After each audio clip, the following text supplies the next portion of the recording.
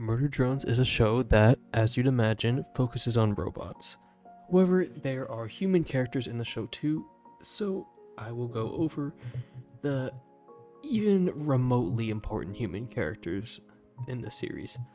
Obviously, this won't include every individual random background character we don't know. Every single one of them will get their own little section combined. Just all the named or at least characters that we see have something of importance. It'll make sense the further we get into it though. One more thing, this is the second episode of what I want to become a series on this channel, which is going over characters in shows, not just Murder Drones. I have other characters and shows I want to cover too. But characters in shows that are background characters that I found particularly interesting. The first episode was on Doll's dad, and this one is on the humans. Also, shout out to Lodsky for the idea. So, with that being said, like and subscribe if you enjoy, and let's get into it. The first human characters I want to mention are these two unnamed characters in the opening scene of the pilot that seemed to be there when the core on Copper 9 exploded.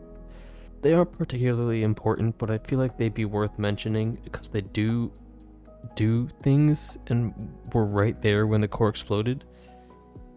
Next, I want to give mini sections to random background characters we don't know. All the skeletons, like the ones Uzi gets the lamp from, the ones that had the prom outfits, they're humans too.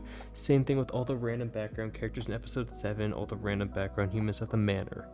This is their section, all of them, they go right here. Now then, let's get into the actual important human characters to the show.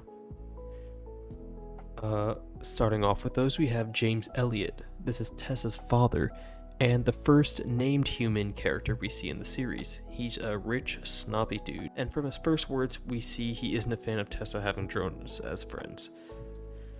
Now, going into episode 5, we see him be quite abusive towards the drones, and while he isn't a particularly nice guy, he's still a considerable amount nicer than his wife, Louisa, who we will get to later. We see Tessa get chained up in the basement. While we can assume James does this too, we don't actually have concrete evidence or confirmation of him doing it, unlike Louisa. So there's that. I don't know, I'm trying to give this guy as much leeway as I possibly can because technically we don't see him doing it. Though he is super abusive to the poor worker drones, so I'm not giving him much. The only interaction we see between him and Tessa is him telling Tessa to hold a gun less cool while Louisa is insulting her daughter's dress. Yeah, not great, but better than his wife, I guess. Speaking of which, the next character we need to talk about is Louisa Elliot, Tessa's mom. Unlike James, who we can't confirm is abusing his daughter, though it's plausible, we get evidence of both the drones as well as the daughter being abused by Louisa, and she's even more stuck up than her husband. She seemingly for no reason tries to dump out all of Tessa's drones and calls them dumpster pets, and when N talks back, she puts him outside to slowly be torn apart by the crows instead of just killing them on the spot like James would do. She also locks Tessa in the basement and chains her up. We don't see as much of her as we do with James, but from what we do see, James is bad, but she's even worse somehow. Not defending either of them though, just wanted to make that very clear.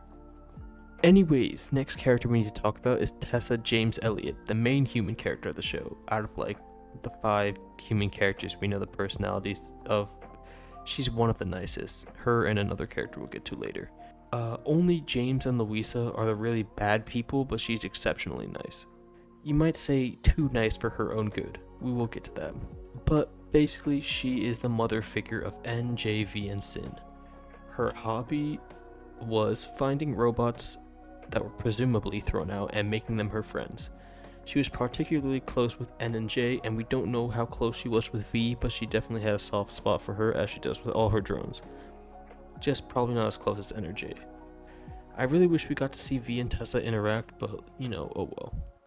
She didn't seem too fond of Sin for reasons such as creepiness and generally being evil, but she didn't hate her either. She was still, treating her with respect, as she does with most people. She's polite and very respectful to everyone she comes across, while also being very energetic. She always tried to do the right thing, and unfortunately this led to her demise. She foolishly thought she could stop Sin from massacring the Gala, even when given a way out by Sin, and this ended up with Sin killing her, skinning her, and using her skin as a suit to pretend to be her and trick and play with Sin's emotions. Tessa is easily one of the most lovable characters due to her genuine kind nature and how tragic she is, with her death being just her trying to do the right thing. Hey, if you're enjoying the video so far, make sure to drop a like and subscribe. It means a lot more than you may realize. Okay, that's it. Enjoy the rest of the video. Now, let's talk about two one-liner characters that do have names, Lord Frumptlebucket and Katie. Now, something very easily missable and something a lot of people may not know. Even Yagster didn't know this. So I feel quite proud that I did know it. That Lord Frumptlebucket is actually one of the co-hosts of the gala, along with the Elliots. You can see it in this flyer that Tessa holds up. It says Elliots and Frumptlebuckets. Pretty neat, huh? Anyways, Lord Frumptlebucket just says a funny line, and then that's it. Katie could be his wife and questions why he's talking in the weird accent he does, but we don't know for sure. All we know is that she's just some other random human at the gala. Only 3 more humans to talk about, and one of them is Dr. Ridley. She is the Pope priest woman that seems to be the head of the cabin fever lab experiments, judging by her being the one that controls the panel as well as having the patch to exercise the solver. She ends up getting killed by Nori being controlled by Sin. So not much to talk about her, but she is of course important enough to get her own section. The next human to talk about is Dr. Chambers. We don't actually see him, he probably skipped work that day. He's the owner of the suit that Mitchell the intern accidentally used as his own, and he seems to be quite important at the facility. Finally, we talk about my favorite human character along with Tessa, Mitchell the intern. He was the other one that I was saying is like a really nice guy. He is the one that accidentally used Dr. Chambers' suit and was the one to go get Yeva when Nori was acting up. He is a very nice guy, and despite his shy and clumsy nature, he is seemingly very smart, being able to recognize Sin's tricks. He pretends he couldn't find Yeva in case of emergency, and it seems he was right, and Sin killed everyone else there and almost kills him too before Yeva steps in to save him. He thanks her before running off. He likely died in the core explosion soon after, but I'd like to believe he survived, and is one of the only humans left. I know it's not likely, but I headcanon that, and you can't convince me otherwise because we don't have evidence that he's dead. Well, that's it. Wait, actually, there is one more human character to talk about, even if they're not canon. I recently made a little fan story about a human character named DJ. I'm not going to pretend like it's peak or the best thing you've ever read or it solves everything, but I'm quite fond of it. And I added some things to it that I thought could help the show, including some J development and some Con X Nori stuff. So if you're interested, check it out, link to the Google Doc in the description below.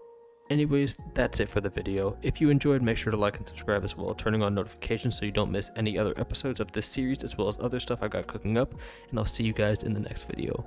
Bye.